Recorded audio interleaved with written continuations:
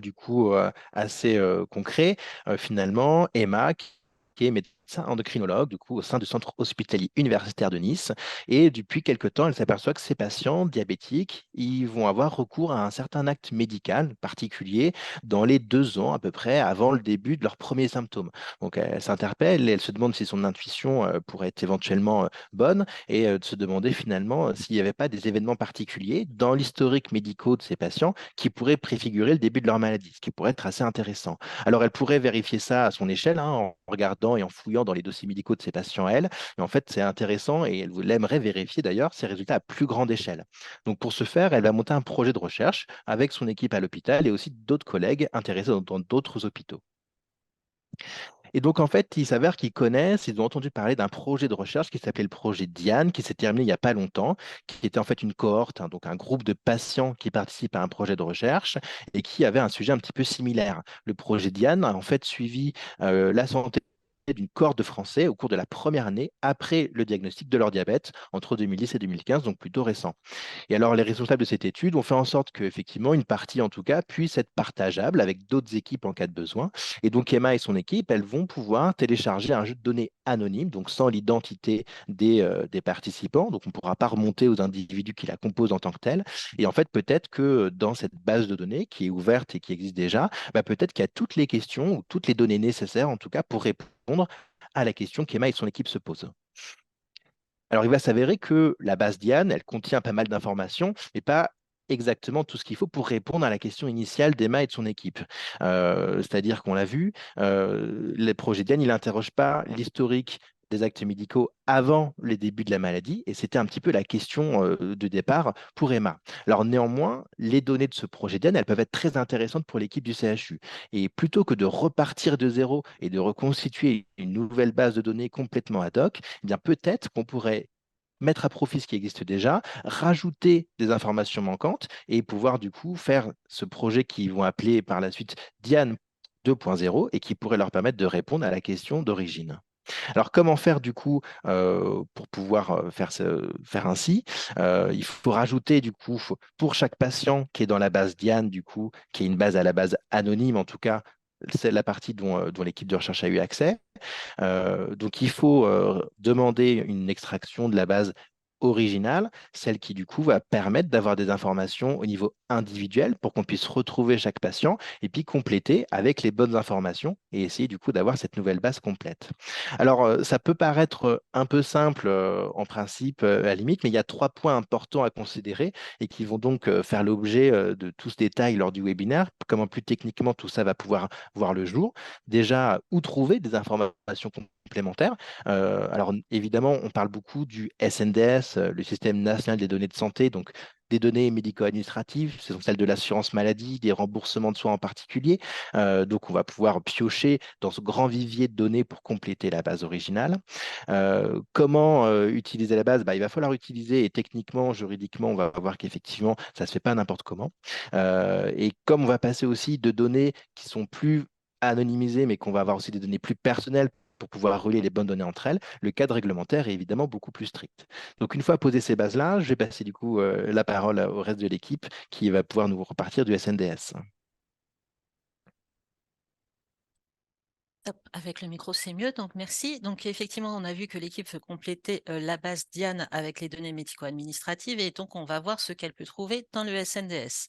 Le système national des données de santé contient énormément d'informations, notamment les données associées à chaque remboursement de l'assurance maladie, que ce soit les consultations, les délivrances de médicaments ou de biologie, etc., etc. Cependant, d'autres informations ne sont pas présentes directement dans le SNDS, comme par exemple les résultats de biologie suite à une prise de sang ne sont pas présents dans les SNDS. Les données sur le mode de vie des personnes, comme le niveau de tabagisme, la consommation d'alcool, ne sont pas présentes non plus. Les diagnostics établis par un professionnel de santé en ville lors d'une consultation ne sont pas présents. mais il y a quand même énormément d'informations. On va voir ça. Donc, la base principale du SNDS est un ensemble de bases préexistantes, SNIRAM, PMSI, COSTE-TC, alimentées par différents circuits de données qui permettent sa mise à jour régulière.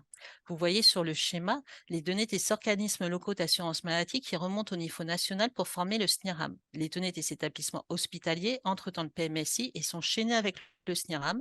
Et enfin, les causes médicales de décès viennent compléter les données du SNIRAM pour donner le SNDS. Donc, dans le DCIR, le Data Mart de consommation interrégime, ce Data Mart contient l'ensemble des informations issues des remboursements de l'assurance maladie. Et cette base est gérée par l'ACNAM, la Caisse nationale d'assurance maladie. Ces informations sont principalement issues des feuilles de soins. Ici, on vous a donné une idée du volume des feuilles de soins récoltées sur un an. Donc, on est à peu près 1,2 milliard de feuilles de soins, ce qui est énorme. Donc, les informations qu'on peut récolter principalement sont des informations de données sur le bénéficiaire, comme son âge, son sexe, sa commune de résidence, son statut vital avec sa date de décès. On peut savoir s'il a une affection de longue durée et quel est son code diagnostic. On peut savoir si ce bénéficiaire bénéficie de la CMUC ou depuis 2019 de la C2S, donc complémentaire santé solidaire, mais on a aussi des informations sur les professionnels de santé, donc comme les spécialités, la catégorie du professionnel de santé, qui soit prescripteur ou exécutant. Donc c'est le médecin généraliste, le pharmacien, les infirmiers, etc., etc. Et entre ces bénéficiaires et ces professionnels de santé, on a toutes les informations sur les prestations qui ont été remboursées. Donc, les prestations, ça peut être des actes médicaux, des médicaments, des transports médicaux, de la biologie, tout un tas de prestations qui sont remboursées. Comme c'est remboursé, on a aussi des indicateurs de montants, des montants remboursés présentés au remboursement et des montants remboursés par l'assurance maladie. Et on connaît également les dates auxquelles sont effectuées ces prestations, donc les dates de prescription, d'exécution et de remboursement. Concernant la base du PMSI, donc du programme de médicalisation des systèmes d'information, cette base contient l'ensemble des données hospitalières et est gérée par l'ATIH, donc l'Agence technique de l'information sur l'hospitalisation. Là aussi, ça représente une somme d'informations vu qu'on est à environ 12 millions d'hospitalisations par an. Ces informations contenues dans le PMSI concernent la consommation de soins en établissement, que ce soit public ou privé. Donc, les données disponibles sont les actes médicaux pendant le séjour. Ça peut être aussi les prescriptions de médicaments appartenant à la liste en sus, donc c'est les médicaments innovants ou coûteux et coûteux, ainsi que les dispositifs médicaux implantables.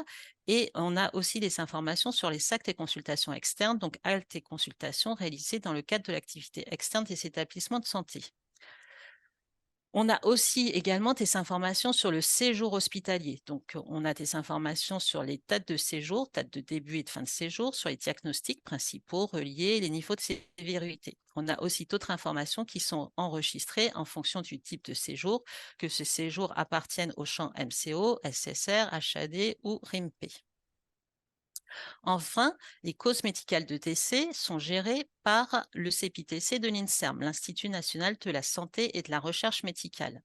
Sur ces certificats de décès, qui sont environ au nombre de 500 000 par an, on a l'identification de la cause initiale de décès. La cause initiale, c'est la maladie ou le traumatisme étant à l'origine de la séquence morbide ayant entraîné la mort. En plus de l'identification de cette cause initiale, l'information des causes associées. Donc, les causes associées, ce sont les états qui ont contribué au décès, mais sans être directement à l'origine de la cause initiale.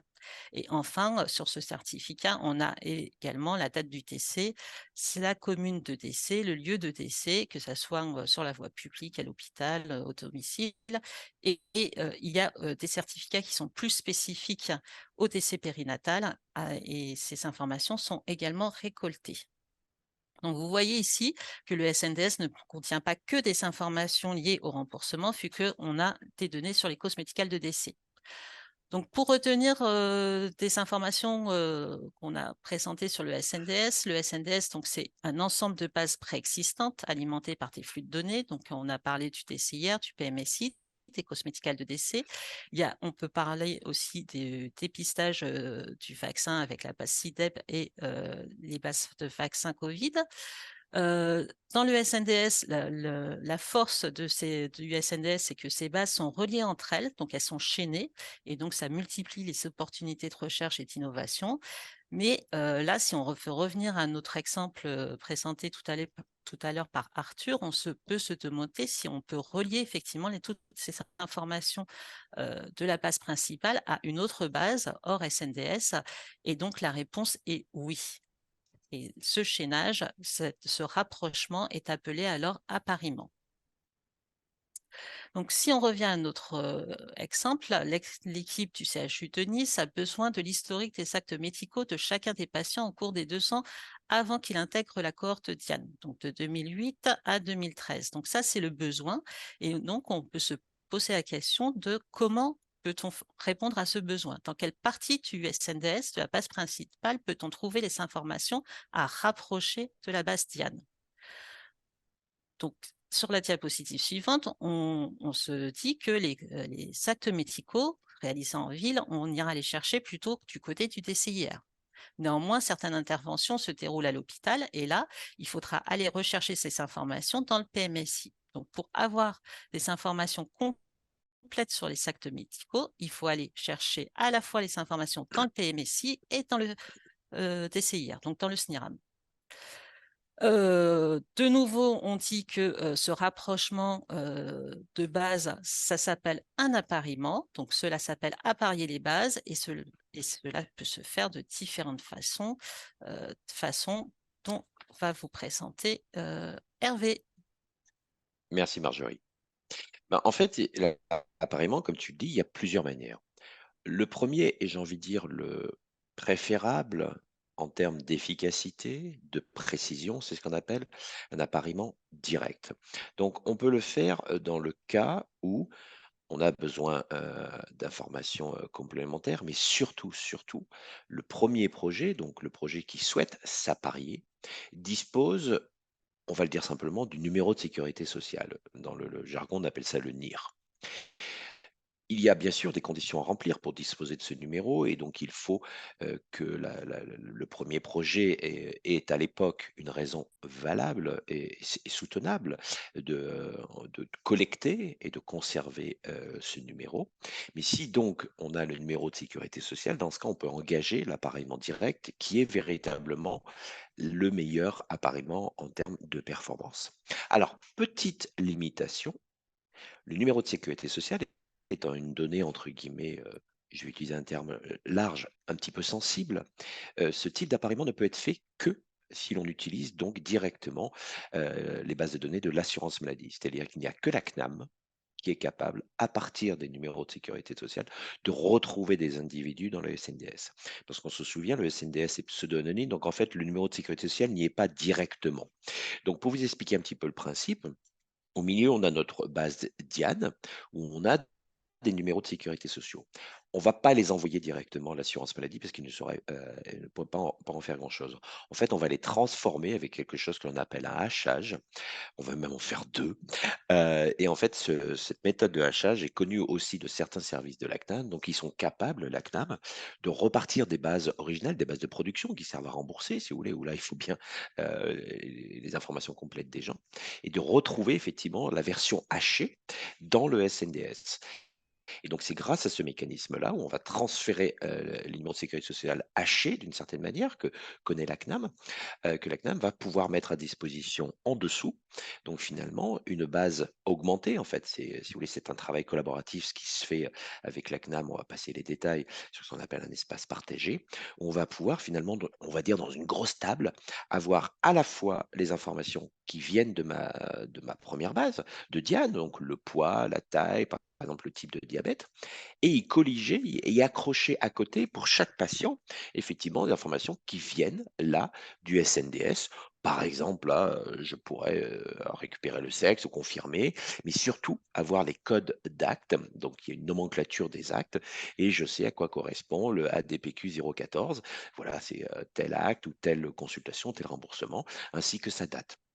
On voit, ça, c'est le principe de l'appareillement direct, donc il se fait quand on accède aux données du SNDS à travers la CNAM. Parce qu'il y a donc parfois des copies partielles ou complètes du SNDS qui sont auprès de d'autres opérateurs, mais quand on veut faire un appareillement direct, on ne peut le faire qu'avec la CNAM. Pour information, on a simplifié un petit peu, tout est disponible, ce slider kit est disponible sur le site web de DHH de France Asso, et le lien pointe vers donc le guide d'appareillement qui est édité par la CNIL, qui explique bien toutes les précautions, toute la mécanique, c'est un petit peu plus complexe que ce qui est juste représenté sur ce slide. L'autre solution, c'est l'appareillement indirect. Alors, il marche pas si mal, ça n'a néanmoins pas les mêmes performances. C'est-à-dire qu'en moyenne, on va être capable d'appareiller en moyenne 80-85% des personnes. Mais qu'est-ce qu'il va faire pour qu'on fasse un appareillement indirect? Bah, c'est qu'en fait, bah, zut, je n'ai pas le numéro de sécurité sociale. Pourquoi? Bah, parce que je n'ai pas pensé à le récolter, je n'avais pas de raison légitime de le récolter, c'est trop tard, voilà, je ne l'ai pas. Par contre, j'ai un certain nombre d'informations sur, bah, je sais que, je regarde au milieu, j'ai par exemple une femme de 44 ans qui, au moment de l'étude Diane, résidait dans la ville 18 300, dont c'est le code postal, qui a été hospitalisée le 24 décembre 2012 et qui est sortie d'hospitalisation le 2 janvier 2013. Bah, ces informations, finalement, on peut se dire, bah, il n'y a peut-être pas 40 personnes en France du même âge, habitant au même endroit, qui ont été hospitalisées le même jour et sorties le même jour. Statistiquement, c'est vrai. Et donc, à partir de là, on va confier un certain nombre de ces informations à l'opérateur, dans ce cas du SNDS, donc soit à la CNAM ou soit effectivement à un autre opérateur qui a ces informations. Et on va essayer de relier les gens. Alors, c'est une opération un petit peu plus subtile parce qu'en fait, il y a toujours des petites erreurs, rarement du côté du SNDS, mais plutôt des bases de recherche clinique où en fait, le médecin a saisi que la personne est hospitalisée le 24, mais en fait, dans les faits, elle est rentrée le 23. Elle a fait de mission le 23, donc dans le SNDS, ce sera le 23. Donc, quand on fait de l'appareillement indirect, on a toujours on accepte une petite gigue, comme diraient les physiciens, dans les dates. Et tout l'art, effectivement, est de, si possible, de ne pas avoir 10 personnes qui correspondent à chacun, mais d'essayer à la fin de trouver effectivement chaque personne. Alors, ce n'est pas jamais à 100%, c'est de approximatif, on dit appareillement statistique, donc probabiliste, c'est ce qu'on appelle un appareillement indirect. Mais quand on n'a pas le numéro de sécurité sociale, c'est la seule manière. Et il y a des grandes cohortes qui le font et ça marche finalement assez bien sur 80-85% des gens. Donc voilà, 2 appareillements, le direct, si j'ai le numéro de sécurité sociale de manière, licite et fondée et que donc je travaille avec la CNAM, et l'appareillement indirect quand je vais utiliser quelques informations, 3, 4, 5, afin d'essayer de retrouver, mes patients par leurs caractéristiques, directement, dans, le SNDS ou une base, fille du SNDS. Voilà en gros les 2 méthodes, d'appariement. Petite parenthèse, l'appariement direct pour ceux qui, sont un petit peu pas forcément nos contemporains. Il y a de nombreuses années, c'était un cadre extrêmement complexe réglementairement. Aujourd'hui, c'est un cadre, notamment grâce à la CNIL, qui s'est énormément simplifié avec les mesures de sécurité et douane. Cet appariement devient aujourd'hui une réalité tangible pour énormément de projets. Merci. Merci Hervé, je vais prendre la main. Voilà. On va passer à la slide suivante. Voilà. Donc maintenant, on va essayer de regarder un petit peu aussi le process. Donc si on résume, la structure de l'étude, Diane 2.0, elle utilise une base de données personnelles de santé déjà existante, la base Diane originale. Il n'est pas possible en pratique de réinformer individuellement les patients qui ont participé à cette étude. Elle veut compléter cette base avec des données issues du SNDS. Alors, cette étude est régie évidemment par un cadre réglementaire qui est strict, et ici, on peut l'appeler même, on va parler de la procédure standard pour pouvoir y arriver. Je peux passer le slide suivant. Donc, la première étape, elle va devoir déposer un dossier au guichet du Health Data Hub. Le dépôt de ce dossier, en fait, comprend plusieurs choses. Il y a d'abord un protocole scientifique. Dans le protocole scientifique, en fait, c'est une expression de besoin des données du SNDS. Vous ne voulez pas tout, vous en voulez une partie. Qu'est-ce que vous voulez? Justifiez-le. Il y a évidemment un résumé, il y a des déclarations d'intérêt, il y a une demande d'autorisation CNIL, il y a une lettre d'information au patient et il y a une checklist. La checklist, c'est surtout pour but de vérifier que vous êtes bien dans la complétude du dossier. On peut passer à la slide suivante. Un point important, ça on l'avait constaté au Health Data Hub, remplir ce protocole, c'est pas complètement évident. On demande parfois des choses on essaye d'être pédagogique, il y a des kits, etc., mais c'est pas toujours très clair. Donc, pour que ce soit encore plus clair, plus fluide, il y a la possibilité de télécharger ce qu'on appelle le Starter Kit. Et ce Starter Kit, qui est accessible donc depuis le site internet du US Data Hub, comprend des ébauches de tous les documents nécessaires. Il y a même des exemples à l'intérieur pour que ça facilite en fait à l'équipe, à la personne, le remplissage en fait de ces documents qui sont absolument nécessaires. Il y a des guides pédagogiques sur comment donc on complète ces documents et éventuellement les documents annexes et toujours cette checklist pour s'assurer absolument de ne rien oublier. Donc le rôle du guichet du US Data Hub, c'est bien entendu dans ce cadre-là de vérifier la complétude du dossier. Il faut absolument que toutes les pièces soient bien présentes. Une fois cette étape franchie, il y a une seconde étape qui est l'obtention de l'avis du CESRES, comité éthique et scientifique indépendant du US Data Hub. Il est chargé donc de rendre, avant la saisine de la CNIL, des avis sur les projets d'études qui nécessitent donc le recours aux données de santé. Il va se prononcer sur quoi, ce CESRES, qui est composé donc d'un ensemble d'experts? Sur la finalité et la méthodologie de la recherche, sur la nécessité du recours à des données de santé à caractère personnel, évidemment sur la pertinence éthique, sur la qualité scientifique et le cas échéant sur le caractère d'intérêt public. Est-ce que c'est bien un projet qui va améliorer la santé de tous? Il est composé donc d'une vingtaine de membres qui ont été nommés par arrêté, qu'on peut rendre visible, et il y a un réseau d'experts extérieurs qui vient aussi le compléter. Évidemment, donc je le rappelle, son secrétariat est assuré par le US Data. On peut passer à la slide suivante. Quelques mots seulement, donc de plus en tout cas sur le CESRES, notamment sur ce qu'il examine. Donc le CESRES examine les projets utilisant les données issues de sources déjà existantes, telles que les cohortes, les registres, les enquêtes, bases médico-administratives, dossiers médicaux des établissements de santé. On peut passer à la suivante. Le CESRES, juste d'autres, pour le présenter davantage, mais après je passerai la parole à la CNIL, il évalue en moyenne 400 dossiers par an. Et ce qu'il faut bien entendre, c'est quel type d'avis il va transmettre. Eh bien, les avis peuvent être de ces différents types. Ça peut être favorable, favorable avec recommandation, réservé ou alors défavorable. Le sens de l'avis va être communiqué au porteur de projet 48 heures après la séance du CESRES. Les séances du CESRES sont également accessibles en fait sur le site du US Data Hub. Il y a un calendrier précis et on peut savoir quand est-ce qu'elles ont lieu. Et ensuite, une fois cette seconde étape passée, on passe à la troisième, quelle étape de la CNIL, et je laisse la parole à Manon.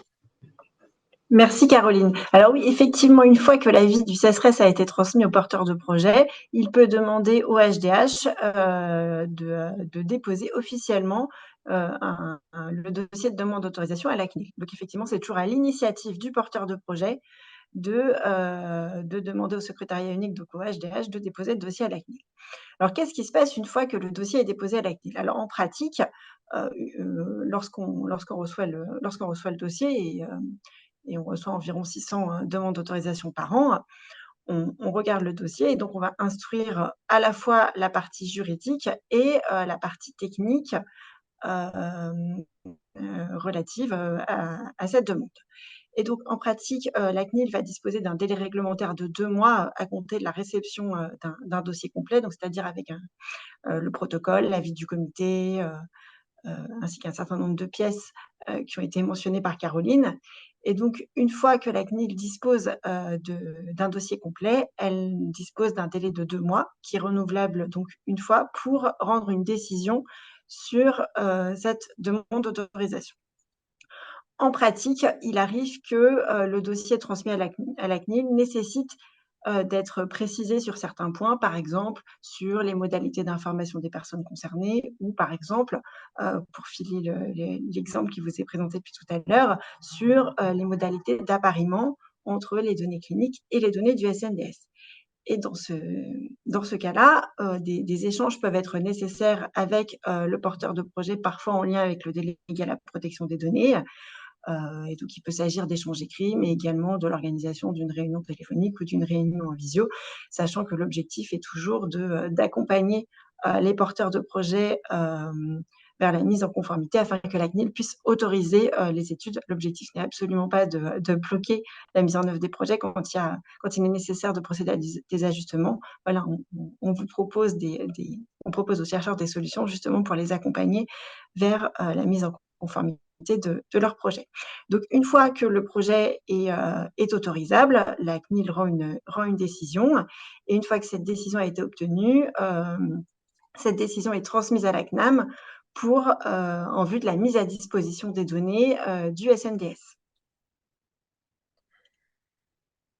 Et donc, en pratique, c'est la CNIL qui est chargée d'instruire les demandes d'autorisation relatives aux projets de recherche qui ne sont pas conformes aux méthodologies de référence, et plus particulièrement le service de la santé et, lorsque cela est nécessaire, le service de l'expertise technologique. Alors, qu'est-ce que la CNIL?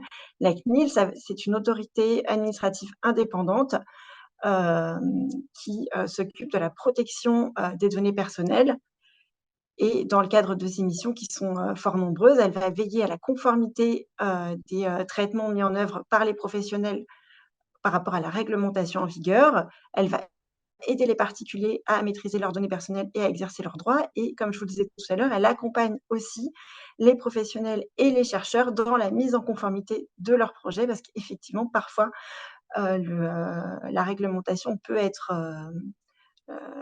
n'est pas forcément facilement appréhendable par les chercheurs, et justement, on les aide à mettre en conformité leur projet. Donc, en pratique, concernant le cas Diane, le projet de recherche Diane 2.0, donc le CHU de Nice a obtenu un avis du CSRS et a demandé à la PDS, au HDH, de déposer une demande d'autorisation auprès de la CNIL. Et donc, qu'est-ce qui se passe une fois que le dossier est déposé auprès de la CNIL? Donc, en pratique, on va vérifier que ce projet de recherche est conforme à la réglementation. Donc, par exemple, on va vérifier que le responsable de traitement est bien identifié dans le dossier, que les sous-traitants, donc ceux qui mettent en œuvre le traitement, sont bien identifiés dans le dossier et qu'il y a bien une formalisation des rôles entre les différents acteurs qui a été prévue. On va aussi vérifier que le projet de recherche justifie d'une finalité, c'est-à-dire qu'il poursuit un objectif d'intérêt public. On va ensuite vérifier que les données que le chercheur souhaite traiter pour les besoins de ce projet sont nécessaires par rapport à la finalité poursuivie. Et donc là, il n'est absolument pas question de s'auto-censurer, mais juste de justifier quelles sont les données nécessaires pour parvenir à l'objectif qui a été décrit dans le protocole soumis au CSRS. Ensuite, il faut vérifier que les modalités d'information et d'exercice des droits des personnes sont conformes à la réglementation. Donc, si cela est possible, qu'une information individuelle est bien prévue et comment elle va être délivrée. Et si cela n'est pas possible, vérifier que la demande d'exception à la fourniture d'une information individuelle est bien justifiée, et regarder quelles seront les modalités d'information collective des personnes. Une attention toute particulière sera aussi portée sur la durée de conservation des données. Et là, encore une fois, comme s'agissant de la nature des données traitées, il ne s'agit pas de s'auto-censurer, mais juste de prévoir une durée de conservation adaptée à l'objectif poursuivi. Et parfois, cette durée de conservation doit être également adaptée à la nature des données traitées. Si on prend l'exemple d'un appariement direct, tel que décrit par Hervé tout à l'heure, une fois que l'appariement a été réalisé et que le dernier chaînage des données a été réalisé, il n'est pas pertinent de conserver le numéro de sécurité sociale, par exemple. Même chose, quand on veut traiter des données nominatives et des coordonnées, il n'est pas forcément nécessaire de les conserver une fois que le suivi est terminé. Ensuite, une attention toute particulière sera portée sur les mesures de sécurité associées à la mise en œuvre du projet, notamment les modalités d'appariement. Et là, on peut se référer au guide pratique publié par la CNIL sur le traitement du NIR. Et ensuite, on avait une dernière partie sur qu'est-ce qui se serait passé si la base Diane était toujours en cours de constitution. Alors, si la base Diane était toujours en cours de constitution, la qualification de la recherche aurait pu être différente. Parce qu'effectivement, l'exemple qui vous est présenté depuis tout à l'heure, c'est celui d'une recherche n'impliquant pas la personne humaine, c'est-à-dire une recherche qui vise uniquement à réutiliser des données déjà collectées. Pour les recherches qui impliquent la personne humaine, c'est-à-dire les recherches qui visent à développer les connaissances biologiques ou médicales, donc ce sont des recherches prospectives, le circuit administratif et réglementaire est un petit peu différent, puisque dans ce cas-là, il est nécessaire de recueillir l'avis d'un comité qu'on appelle le comité de protection des personnes, et dans certains cas, l'autorisation de l'ANSM. Et donc, on vous a ajouté une petite slide justement qui récapitule les formalités applicables selon la qualification de la recherche. Effectivement, comme je vous le disais, si la recherche implique la personne humaine, il sera nécessaire de recueillir l'avis du comité de protection des personnes ainsi que l'autorisation de la NSM si cela est nécessaire. Et ensuite, s'agissant des formalités CNIL, soit de réaliser une déclaration de conformité à un référentiel, soit en l'absence de conformité, d'obtenir l'autorisation de la CNIL. Et pour les recherches n'impliquant pas la personne humaine, si l'étude n'est pas conforme à une méthodologie de référence, recueillir l'avis du CESRES et solliciter l'autorisation de la CNIL.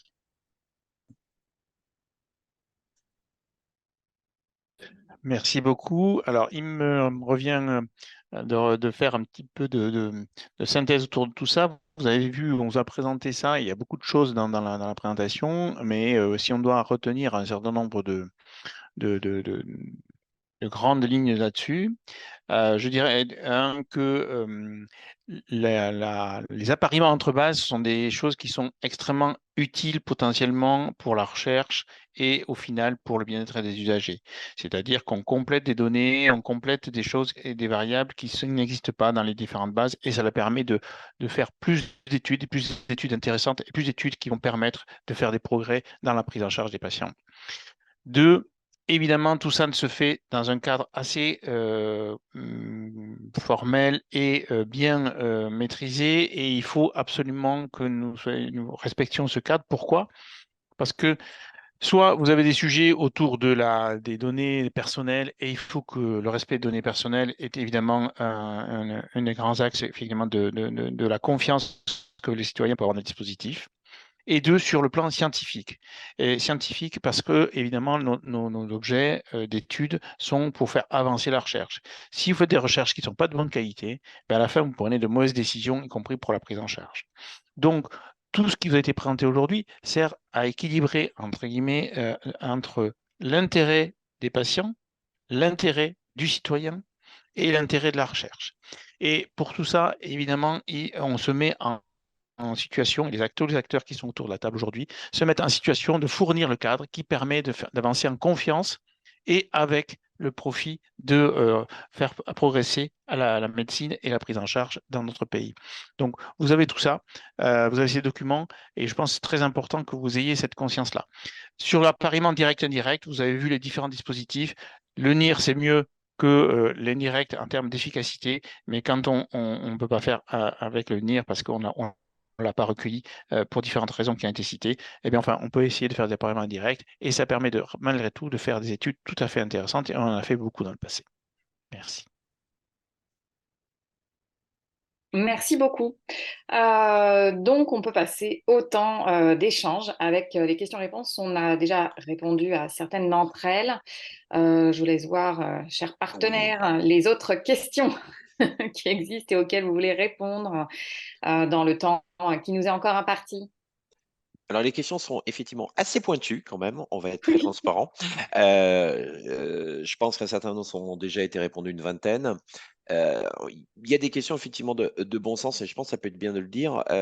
Personne demande pourquoi on ne demande pas juste aux patients de fournir les données supplémentaires. Alors, c'est toujours effectivement une question qu'on se pose quand on veut compléter une base. On se dit, est-ce que finalement cette base est-elle figée? L'histoire est terminée.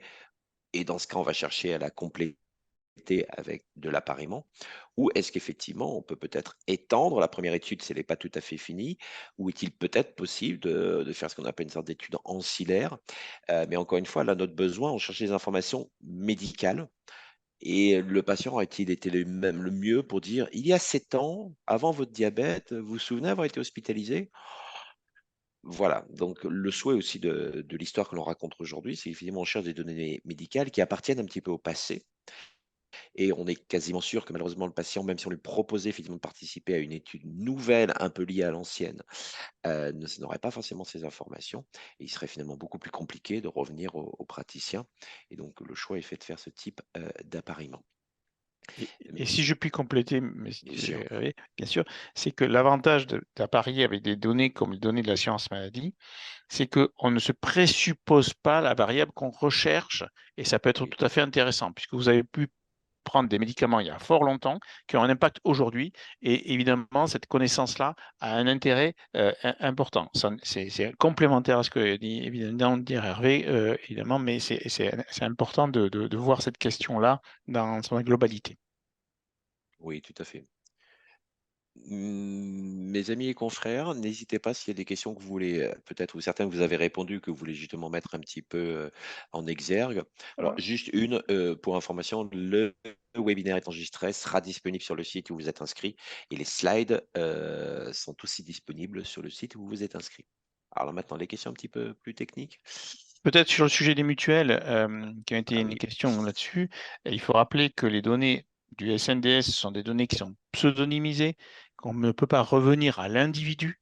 Donc, évidemment, des mutuelles et des assureurs pourraient faire plutôt en l'occurrence, puisqu'il y a un intermédiaire bureau d'études généralement quand on parle des assureurs et des industriels, faire des études pour améliorer leur offre de services, mais ils ne pourraient pas faire une offre de service à tel individu, à Monsieur Dupont ou Madame Durand, parce qu'en réalité, ils ne peuvent travailler que sur des données pseudonymisées et donc évidemment pas revenir à un service personnel individualisé. Ça ne empêcherait pas de chercher à savoir s'ils peuvent améliorer leur gamme de services de manière générale.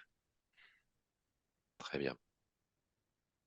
Marjorie, peut-être tu veux prendre, une question que tu avais, répondu, que tu penses elle l'intéresserait, Il y a fait global? des questions sur le fait de enfin, il y a plusieurs questions sur les circuits, donc je pense qu'elles sont arrivées Oui, pendant que Manon présentait, donc ça a été répondu en direct. Il y a des questions sur les plateformes, donc oui. est-il, plus judicieux d'aller sur la plateforme, BTS du HDH ou sur le CASD?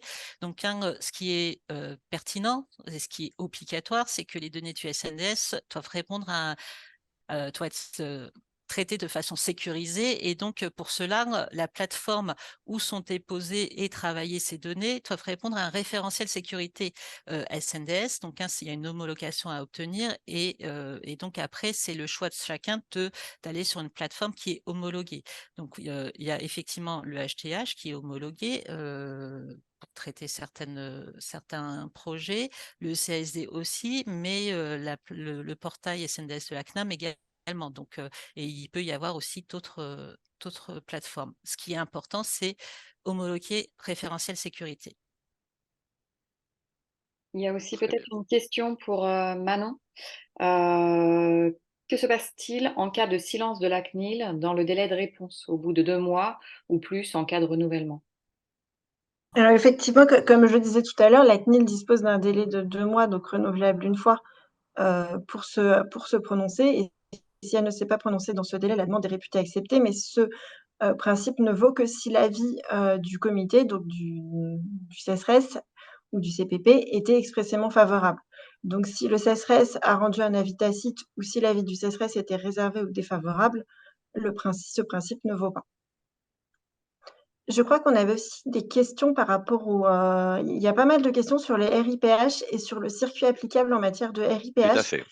donc il me semble qu'il pourrait être utile de rappeler brièvement le Oui. circuit applicable. Alors, s'agissant des recherches impliquant la personne humaine qui impliquent un appariement avec les données du SNDS, et ce sont des recherches qui sont de plus en plus fréquentes, notamment pour faire soit une évaluation médico-économique, soit pour faire un suivi passif des patients qui ont été inclus dans la recherche impliquant la personne humaine. Il y a 3 cas de figure qui ont été dégagés. Il y a le premier cas de figure dans lequel l'appariement est prévu dès le départ, donc c'est-à-dire que le chercheur sait dès le départ qu'il va procéder à cet appariement avec les données du SNDS. Et donc, dans ce cas-là, c'est le comité de protection des personnes qui se prononcera sur cet appariement avant la transmission du dossier à la CNIL. Donc là, l'appariement est prévu au départ. Lorsque l'appariement est prévu donc alors que la RIPH est toujours en cours, il est nécessaire de déposer une demande de modification substantielle auprès du CPP qui se prononcera sur l'appariement et ensuite le dossier doit être déposé à la CNIL pour autorisation. Et enfin, lorsqu'il est nécessaire de réutiliser les données d'une ERIPH qui est terminée, on considère que c'est une nouvelle étude qui implique de réutiliser les données de cette RIPH qui est terminée et de les apparier avec les données du SNDS. Et donc, dans ce cas-là, en l'absence de conformité à une méthodologie de référence, le dossier doit être déposé auprès du HDH avant transmission du dossier à la CNIL. Merci beaucoup. Eh bien, on arrive au bout de notre webinaire. Nous n'avons malheureusement pas pu répondre à l'ensemble des questions, mais ça, on pourra le faire certainement de façon asynchrone. La dernière info avant de couper ce moment-là, c'est de vous rappeler que le 3 octobre prochain, il y a le prochain webinaire qui sera sur un cas spécifique de projet mené avec le Data Hub, un projet en intelligence artificielle, donc nommé Hydro, et vous pourrez comprendre dans le détail donc comment ça a fonctionné et ce qu'on en a fait. Donc un lien va vous être envoyé très prochainement et peut-être même d'ailleurs aujourd'hui. N'hésitez pas à vous inscrire et merci encore à la fois aux partenaires, évidemment à ceux qui se sont connectés pour pouvoir écouter ce webinaire. Merci beaucoup, bon appétit à tous.